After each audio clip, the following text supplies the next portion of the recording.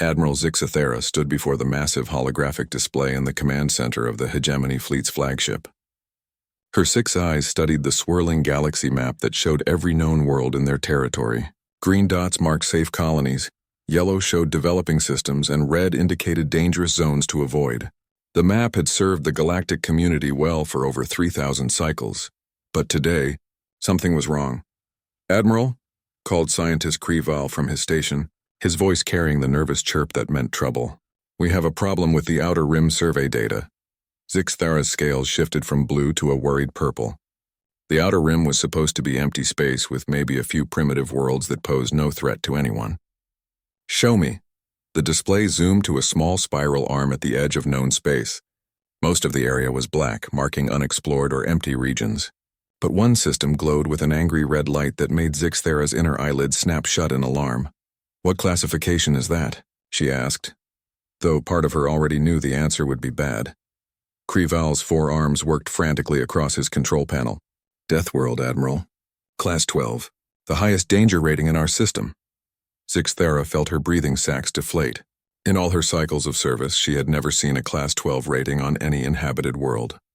Class 8 was considered barely survivable with full environmental suits. Class 10 required military-grade protection and was avoided by all but the most desperate mining operations. Class 12 was theoretically impossible for complex life. "There must be an error in the sensors," she said. But even as she spoke, she knew their equipment was too advanced for such mistakes. "I thought so too, Admiral. I ran the scans 5 times. Each reading came back the same." Kreval's voice got smaller with each word. "But Admiral, that's not the worst part."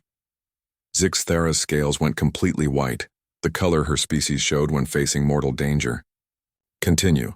The world shows signs of advanced civilization, industrial activity, electromagnetic emissions, and artificial structures covering large portions of the surface. There are billions of life forms down there, Admiral. Billions." The command center fell silent except for the soft humming of the ship's systems. Every officer present stared at the red dot on the display. A world so dangerous it could kill any known species within hours. Yet somehow it supported not just life, but a thriving technological society. "Show me the planet data," Zixthera commanded. The display changed to show detailed readings from the world the primitive inhabitants called Earth. Each piece of information made the situation worse. Gravity was 20% higher than galactic standard. Most species would be crushed under their own weight after just a few hours. The atmosphere contained over 20% oxygen, a level so high it would cause most beings to burst into flames if they used any energy-based tools. The planet's surface showed massive tectonic activity, with the ground literally breaking apart and reforming constantly. Weather patterns included spinning storms larger than most moons, with winds that could tear apart starships, but the truly horrifying part was the life data. "Admiral," Kreval whispered, "the dominant species appears to be bipedal predators. They have forward-facing eyes, sharp teeth, and their entire body structure is built for pursuit hunting. The atmospheric readings suggest they evolved from pack hunters that could chase prey across vast distances." Zixthera's mandibles clicked together, a sound her species made when trying not to panic. Forward-facing eyes meant a species evolved to track and kill other creatures. Every civilized race in the galaxy had eyes on the sides of their heads, the better to watch for danger, while eating plants or small insects. "What else?" she asked, though she was not sure she wanted to know. "They appear to have domesticated other predator species. Large carnivores live in their settlements, apparently under their control. They also show signs of consuming other creatures for nutrition, including complex life forms." The command center was so quiet now that Zixthera could hear her own heart's beating. Plural predators living together was unheard of in nature. Most predator species were solitary or lived in very small groups. But these creatures seemed to organize into massive groups while still maintaining their predatory nature. "How large are their settlements?" she asked. "Some contain over 10 million individuals, Admiral. They have structures reaching hundreds of meters into the sky, connected by transportation networks that span entire continents." Zixthera sat down heavily in her command chair. 10 million predators in a single location was beyond comprehension. The largest predator settlement on any known world contained maybe 50 individuals, and they were considered dangerous enough to require constant monitoring. "Sir?" Another officer spoke up from the communication station. "We're receiving some kind of electromagnetic transmission from the system. It appears to be entertainment broadcasts. Put it on the main display." The screen showed images that made several officers leave the command center to be sick. The beings called humans were even more terrifying than the sensor data suggested. They stood upright on two legs, making them tall and intimidating. Their faces were dominated by forward-pointing eyes that seemed to track everything around them with predatory focus. They showed their sharp white teeth frequently, which the computer suggested was some kind of threat display. But the truly disturbing part was how they acted. The broadcast showed them engaging in activities that would kill any sane species. They threw themselves from great heights with only thin fabric to slow their fall. They raced at incredible speeds in metal machines that crashed frequently, often getting up and continuing as if nothing happened. Some broadcasts showed them deliberately entering dangerous situations for what appeared to be entertainment. "Admiral," the communications officer said in a shaking voice, "some of these broadcasts show them consuming liquid that our analysis suggests is poisonous to most life forms." "What kind of poison?" "Ethyl alcohol, Admiral. In concentrations that would cause liver failure in most species within minutes. They appear to drink it socially and consider it enjoyable." Six Thera closed all six eyes and tried to process what she was learning. A species of pack-hunting predators that evolved on a death world, organized into massive groups, consumed poison for fun, and threw themselves into danger as entertainment. They were like something out of the worst nightmare of every peaceful species in the galaxy. "Admiral," Creevil said softly, "there's one more thing. According to our analysis, they're expanding beyond their homeworld. We detected artificial structures in their system that appear to be designed for space travel." The silence that followed was the deepest quiet Six Thera had ever experienced. These nightmare creatures were not content to stay on their impossible death world. They were coming out into space, bringing their predatory nature and casual relationship with danger to the rest of the galaxy. "Seal all records of this system," she ordered. "Maximum security protocols. No one outside this room learns about these humans until we decide how to proceed." As her officers scrambled to follow orders, Six Thera stared at the red dot marking Earth. Somewhere out there, billions of apex predators lived and thrived on a world that should have been impossible, and now they were looking toward the stars with the same predatory eyes that had conquered their death world. The galaxy was not prepared for what was coming. Commander Sarah Chen was having a perfectly normal Tuesday morning at Deep Space Monitoring Station Alpha when the universe decided to change forever. She sat in the observation deck with her coffee, watching the endless stars and thinking about her daughter's birthday party next week. The station was quiet except for the usual background hum of life support and the soft beeping of automated systems scanning for space debris. Then Lieutenant Rodriguez burst through the door with eyes wide as dinner plates. "Commander," he gasped, "you need to see this right now." Sarah set down her coffee with a sigh. After 15 years in deep space monitoring, she had learned that right now usually meant either a broken coffee machine or a computer glitch that made the displays show impossible readings. "What's the problem, Rodriguez?" "We're receiving a transmission, ma'am, from outside the solar system." Sarah's coffee mug slipped from her fingers and shattered on the floor. In the entire history of human space exploration, they had never received any signal from beyond their own system except for natural phenomena like pulsars and background radiation. "Are you certain it's not from one of our deep space probes?" "Positive, Commander. The signal is coming from a direction where we have no active missions." "And ma'am," Rodriguez swallowed hard, "it's clearly artificial. Someone built a transmitter and pointed it at us." Sarah followed Rodriguez to the communications center, where half a dozen technicians crowded around the main display screen.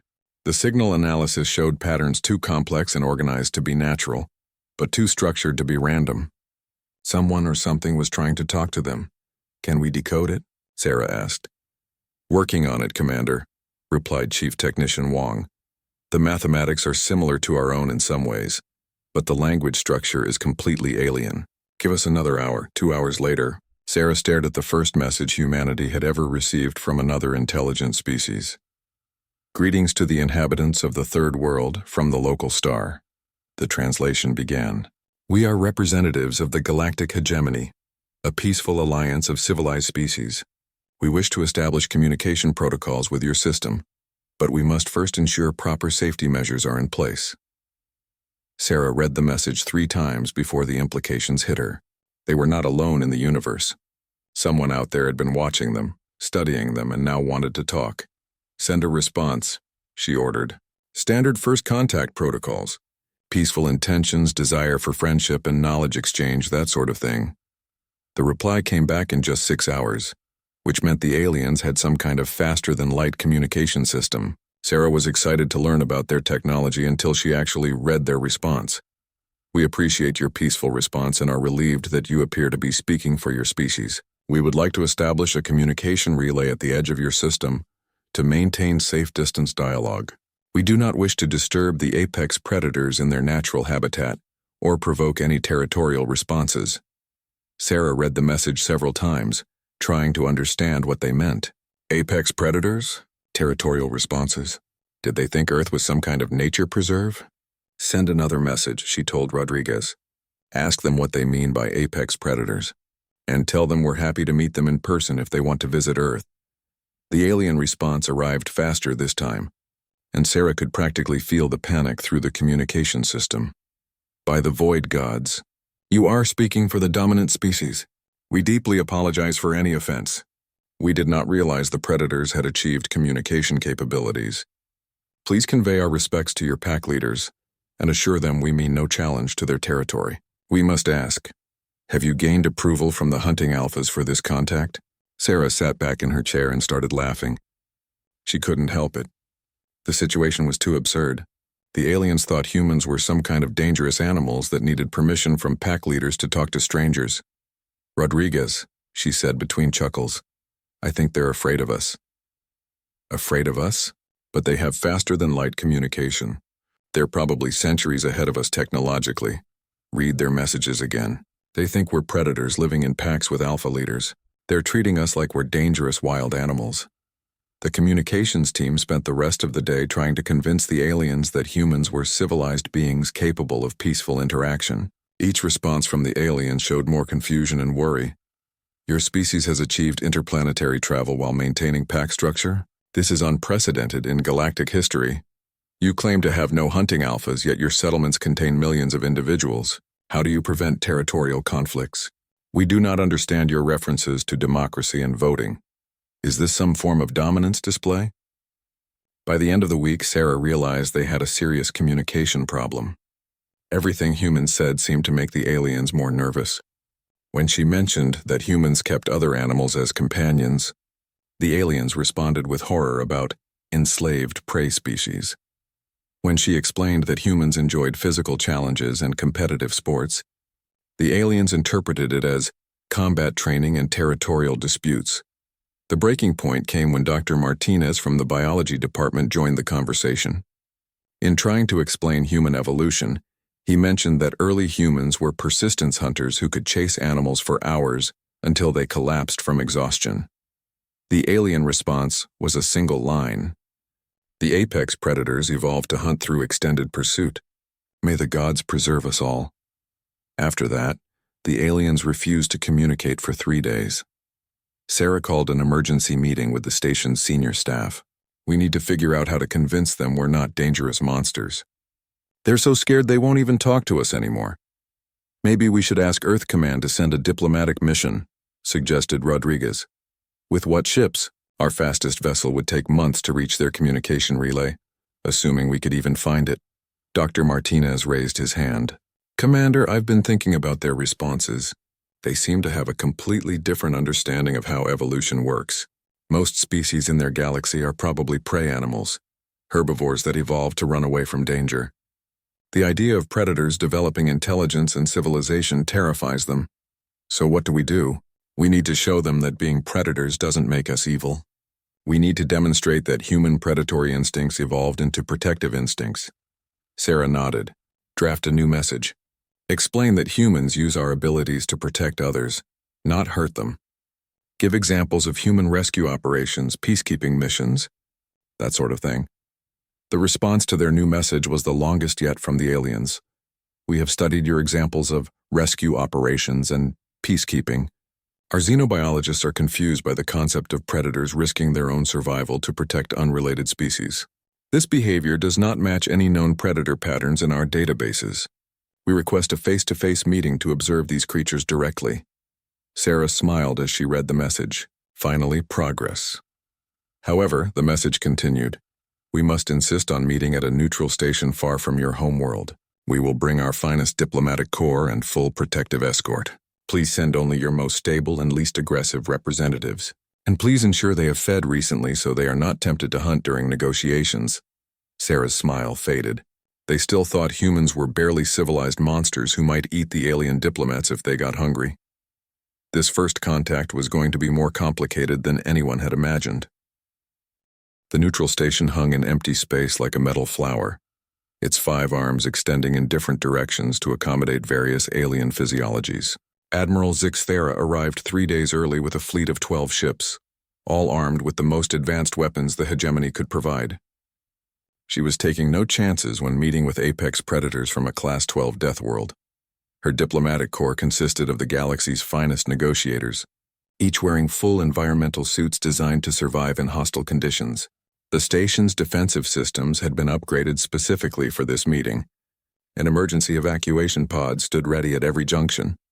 Admiral Zixthera stood in the main conference room, watching through reinforced windows as a single human vessel approached. It was smaller than any of her escort ships and showed no visible weapons. Either the humans were supremely confident in their abilities, or they were so dangerous they didn't need weapons.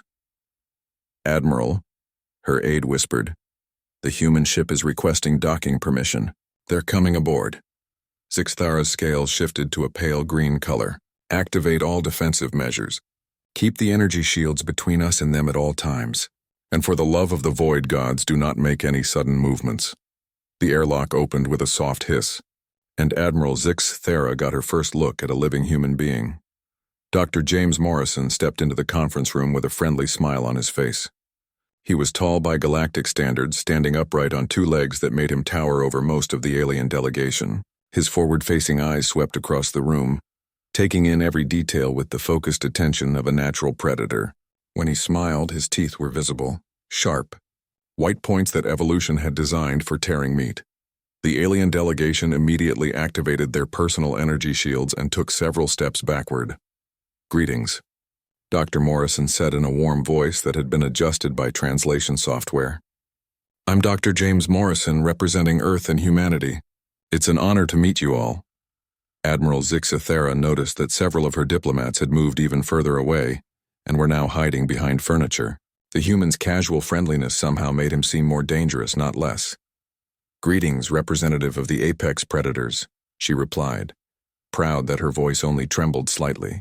We welcome this historic meeting between our species. Dr. Morrison looked confused. Apex predators? I think there's been some misunderstanding. Humans are just an intelligent species that evolved on Earth. We're no more dangerous than any other civilized people. But you evolved from pack hunters, Zixthera said carefully. Your species developed persistence hunting strategies to chase prey until it collapsed from exhaustion. Well, yes, early humans were persistence hunters, but that was millions of years ago. We're civilized now. We don't hunt for survival anymore. Zixthera's scales turned yellow with confusion. But you still maintain pack structures. Your settlements contain millions of individuals living in close proximity. Dr. Morrison smiled again, causing 2 more diplomats to duck behind their chairs. Those are cities. We live together because we enjoy each other's company and work better as a team. Humans are very social creatures. Social predators, Zixthera whispered to her aide. They've maintained their pack hunting instincts while developing intelligence. This is worse than we thought. Dr. Morrison continued speaking, unaware of the growing panic among the alien delegation. We've brought some cultural exchange materials to help you understand human society. For example, many humans form lifelong partnerships with members of other species. He activated a holographic display showing images of humans with various Earth animals: dogs, cats, horses, and birds. The alien delegation gasped in horror. You've enslaved multiple alien species, Admiral Zixthera said in a shaking voice. You keep them as prisoners in your homes. No, Dr. Morrison said quickly. These are pets, domestic animals that we care for as companions. We feed them, give them medical care, and provide them with safe homes. They're family members. You bond with your prey species? One of the alien diplomats asked from behind his chair. They're not prey. We don't eat our pets. We love them. The translation software struggled with the concept of love, eventually settling on a phrase that roughly meant strong pack loyalty bonds. To the aliens, it sounded like Dr. Morrison was describing some kind of psychological domination technique. Trying to move to safer topics, Admiral Zixathara asked about human recreation. What do your people do for entertainment? Dr. Morrison brightened. Oh, humans enjoy all sorts of activities. We have competitive sports where teams try to outperform each other. Many people enjoy extreme sports like mountain climbing, skydiving, or deep-sea diving.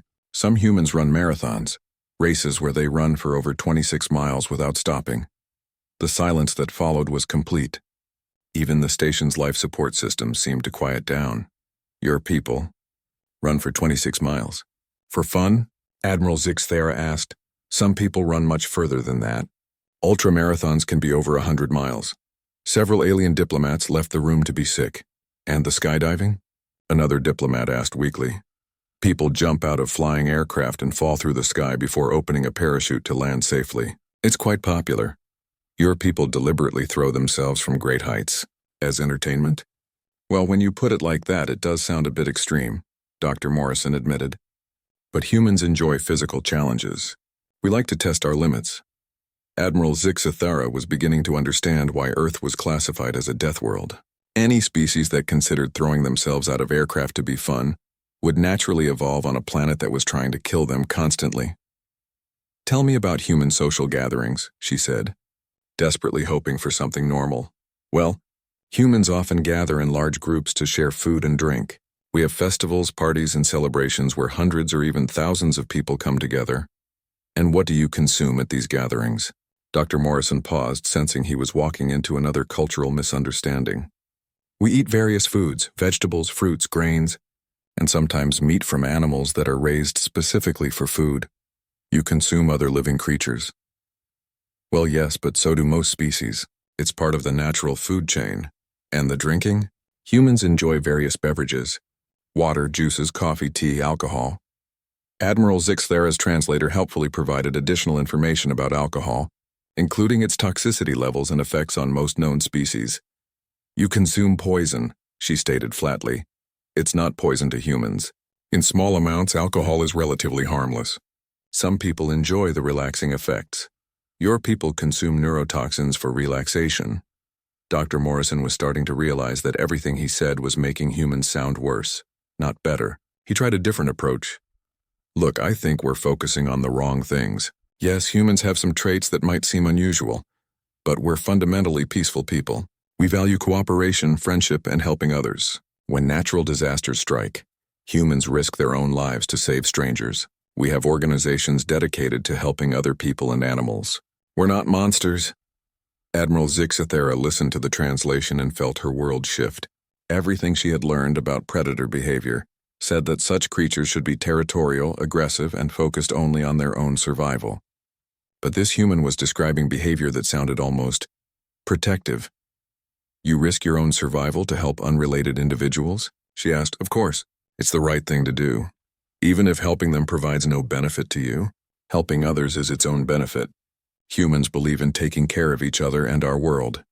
Admiral Zixathara sat down heavily. The universe had just become much more complicated than she had ever imagined. 3 months after the first meeting, the Galactic Council convened an emergency session. Representatives from over 200 species gathered in the Great Assembly Hall, all discussing the same topic: what to do about the humans. Council Speaker Veltar, a dignified being whose species had led the galactic community for over 1,000 years, called for order. Her forearms gestured gracefully as she addressed the assembly. We have all read Admiral Zixathara's report on the human species, she began. The debate today is whether these Deathworld creatures represent a threat to galactic peace, or if their claims of peaceful intentions can be trusted. Representative Quintal from the Scientific Union stood to address the assembly. His species had been studying human broadcasts and behavior patterns for weeks. The evidence suggests these humans are unlike any predator species we have encountered. Their social structures, their apparent concern for other species, and their technological development all contradict everything we know about how apex predators should behave. But they are still predators from a Class 12. Deathworld, argued Representative Blix from the Defense Coalition. No matter how civilized they claim to be, their basic nature remains unchanged. We cannot ignore millions of years of evolutionary programming. Council Speaker Veltar raised one hand for silence. The question before us is simple. Are humans telling the truth about their peaceful nature, or are they simply very clever predators who have learned to hide their true intentions? There's only one way to know for certain, said Admiral Zixathera from her position near the speaker's platform. We must test them. The assembly erupted in concerned chatter. Testing an unknown species could be dangerous, especially one as potentially powerful as the humans. What kind of test? Asked the council speaker. We create situations that will reveal their true nature, Admiral Zixathera explained. If they are predators pretending to be peaceful, they will eventually show their real intentions when presented with the right circumstances. 2 weeks later, the testing began. The first test was simple. A hegemony science vessel sent out a distress call near human space, claiming they had suffered engine failure and were stranded in a dangerous asteroid field. The message was broadcast on frequencies that humans monitored. Admiral Zixathera watched from the bridge of her hidden observation ship as events unfolded. The human response surprised everyone. Within 4 hours, 2 human rescue vessels arrived in the asteroid field. They made no demands for payment or territorial concessions. They simply began working to help the stranded aliens. When the fake engine problems proved more complicated than expected, more human ships arrived with additional equipment and personnel. Captain Lisa Zhang of the human rescue ship Mercy spoke to the alien crew with genuine concern. We've brought extra life support supplies in case your systems fail completely. Our engineers are working on a solution to get you moving again. The alien crew, who were secretly monitoring human behavior, watched in amazement as humans risked their own ships, navigating the dangerous asteroid field to bring aid to complete strangers. They're not asking for anything in return, reported the alien commander to Admiral Zixathera. No payment, no territorial rights, no trade agreements. They seem to genuinely want to help. Admiral Zixathera frowned. Perhaps they're being cautious because it's our first test. Try something more dangerous. The second test involved a genuine emergency. A civilian transport carrying refugees from a mining disaster was actually in trouble. Their ship crippled by an explosion that had occurred naturally. The vessel was drifting toward a star, its failing engines unable to change course.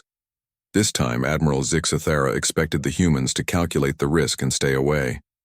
Saving the ship would require flying directly into dangerous solar radiation, and any sane species would abandon the effort when the risk to themselves became too great. Commander Sarah Chen, now in charge of Earth's deep space rescue operations, received the distress call and immediately dispatched her fastest ships. When her crews realized the danger involved in the rescue mission, Admiral Zixathera was certain they would turn back. Instead, they flew directly into the solar radiation. Mercy team, your radiation exposure is approaching critical levels, Sarah warned over the communications system. Understood. Command, Captain Zhang replied as her ship dove deeper into the dangerous zone. We have visual on the transport. Beginning rescue operations now.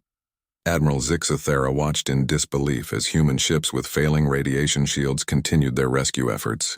Even when their own safety systems began shutting down, the humans kept working. They transferred the refugees to their own ships, sharing their food, their medical supplies, and even their own oxygen with beings they had never met before. Admiral, her science officer reported, the humans are literally risking their lives for strangers. 3 of their rescue ships have suffered serious radiation damage. They should have abandoned the mission long ago. Maybe they're trying to impress us, Admiral Zixathera said, but her voice lacked conviction. The third test removed any possibility that humans were simply trying to make a good impression. A research station on the edge of Krek space sent out a distress call. But this time no mention was made of human involvement.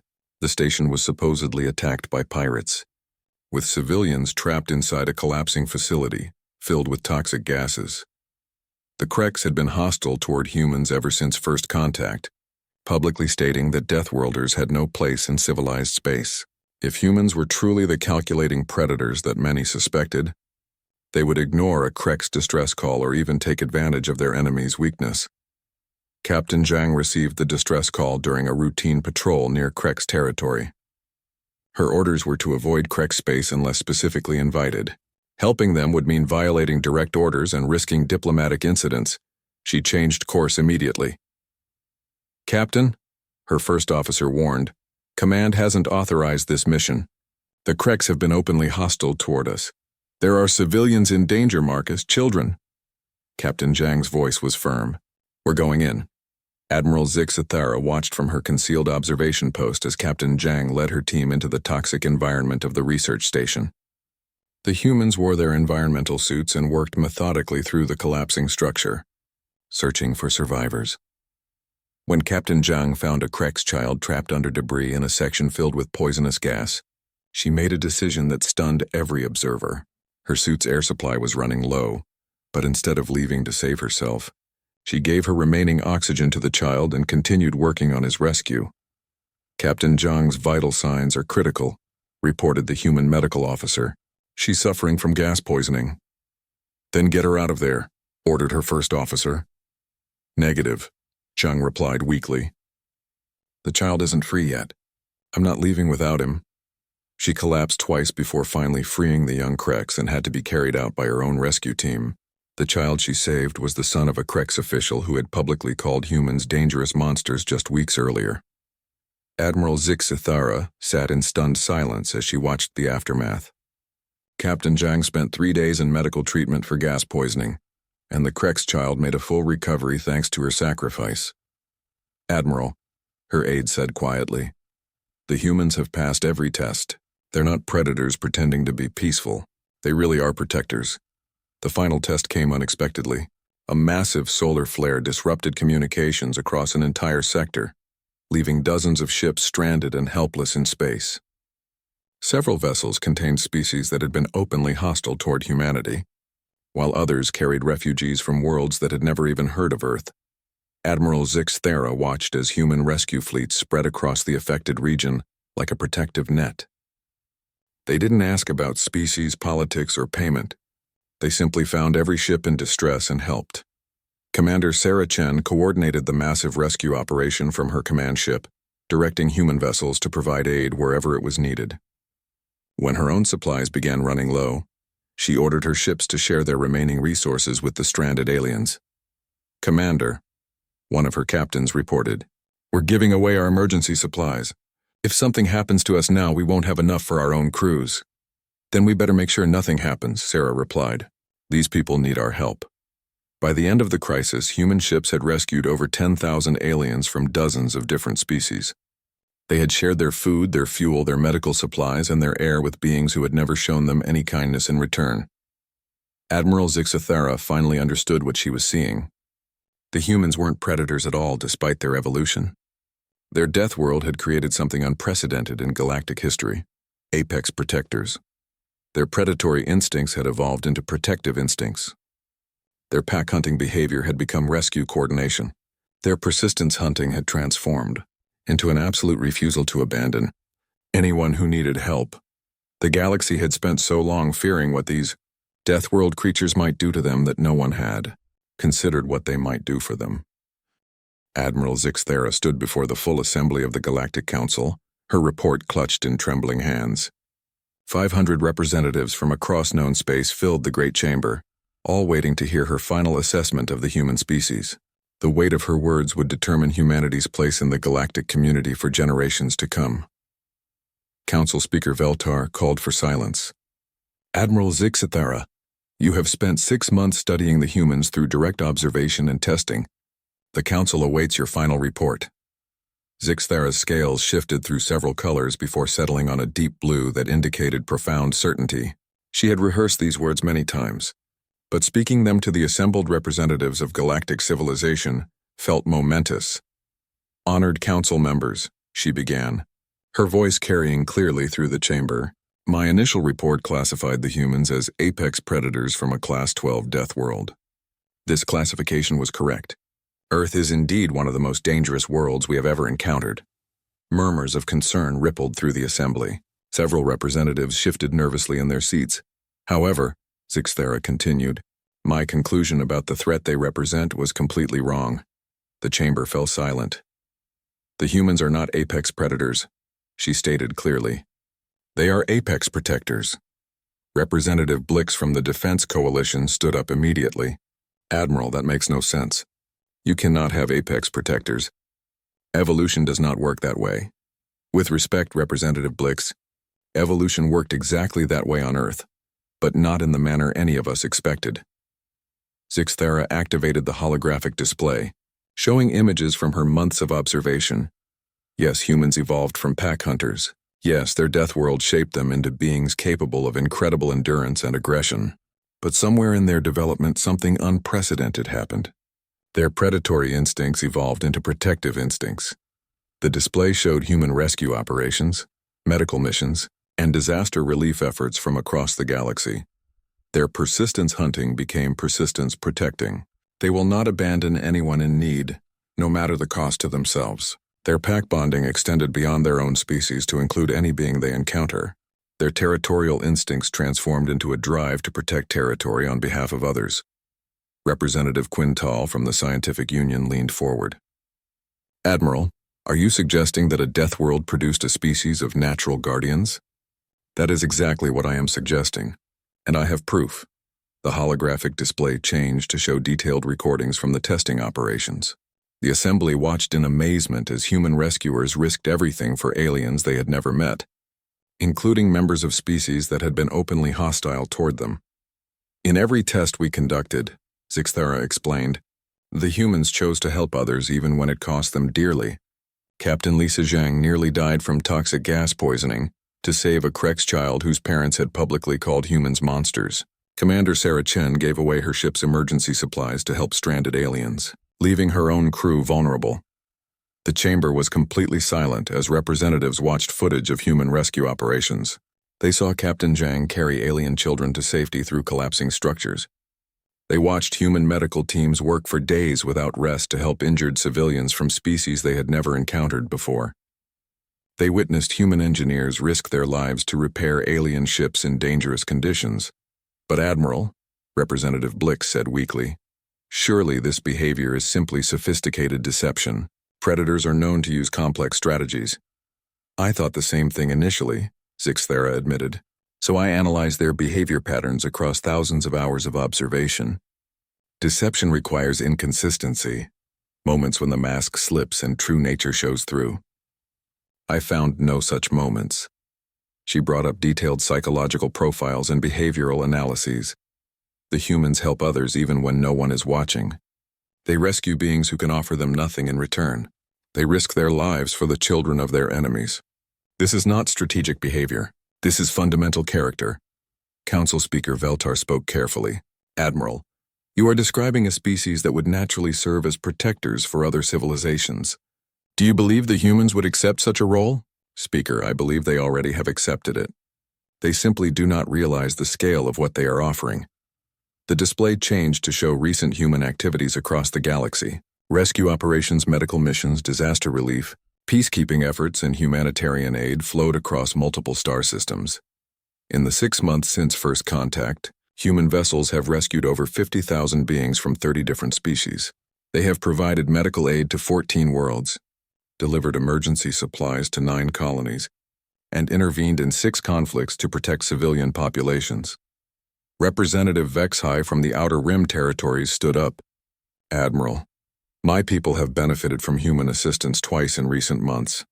When pirates attacked our trading posts, human patrol ships arrived within hours to drive them away. They asked for nothing in return and left immediately afterward. Similar reports are coming in from across the galaxy, Zixthera confirmed. Wherever there is danger, humans appear. Wherever there is suffering, they offer aid. They're already protecting us. The only question is whether we will recognize and accept their protection. The debate that followed lasted for hours. Species after species stood to share their experiences with humans. The meditation builders told of human engineers who worked for weeks to repair earthquake damage on their homeworld. The crystal singers spoke of human doctors who developed new treatments for a plague that was killing their young. The memory keepers described human archaeologists who helped preserve their ancient records when their archives were threatened by volcanic activity. Every story was the same. Humans helping others, asking nothing in return, risking their own safety for the benefit of strangers. As the testimonies continued, Admiral Zixthara noticed something remarkable happening in the assembly chamber.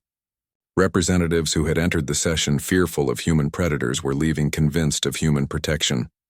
Finally, Council Speaker Veltar called for the final vote. "The question before us is simple," she announced. "Do we accept humanity into the Galactic Council as a member species? And do we formally recognize their role as protectors of galactic civilization?" The vote was unanimous. 2 days later, Admiral Zixthara stood on the observation deck of her flagship, watching as human patrol ships took up positions along the galaxy's outer rim. Earth had accepted the role of galactic protector with the same quiet determination they showed in everything else. Commander Sarah Chen's ship passed nearby, heading toward reports of pirate activity in the Kronos sector. Sarah had been promoted to Admiral of the new Galactic Protection Fleet, a position that seemed to fit her perfectly. "Admiral," her aide said, approaching with the latest status reports, "the humans have established permanent rescue stations in 47 systems. They're also setting up communication relays to ensure faster response times to emergency calls." Zixthara nodded, still watching the human ships take up their protective positions. "They understand what they are, even if they do not always have words for it." "What do you mean, Admiral?" "They are what their death world made them. Guardians shaped by a planet that tried to kill them every day of their evolutionary development. Earth did not create monsters. It created protectors who are too stubborn to quit and too loyal to abandon anyone who needs help." In the distance, more human ships arrived to strengthen the defensive perimeter. Each vessel carried crews willing to risk everything for beings they had never met, from worlds they had never seen.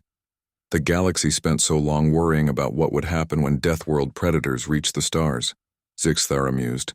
"We never considered that they might be exactly what we needed." Her aide looked puzzled. "What did we need, Admiral?"